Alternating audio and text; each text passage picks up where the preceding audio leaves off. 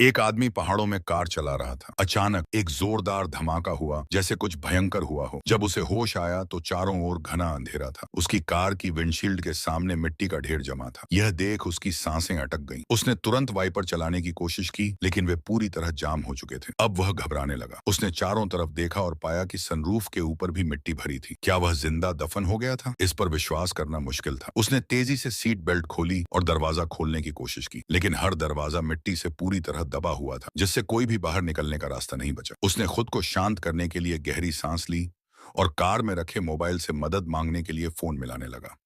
पर अफसोस, नेटवर्क पूरी तरह गायब था। अब उसके पास और कोई विकल्प नहीं था।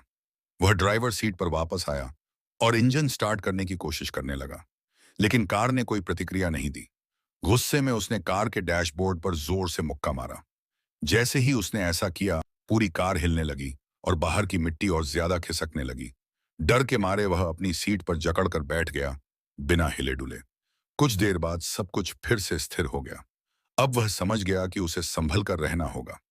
उसने एक नोटबुक निकाली और अपनी यात्रा के रूट को याद करने लगा।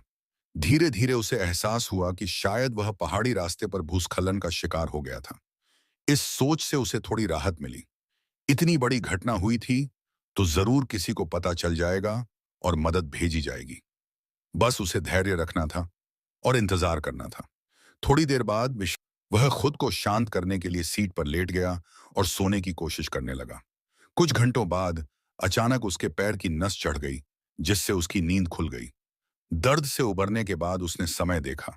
वह पूरे 5 घंटे तक सो चुका था। उसे अब एहसास हुआ कि उसे जल्द से जल्द घर वापस पहुंचना होगा।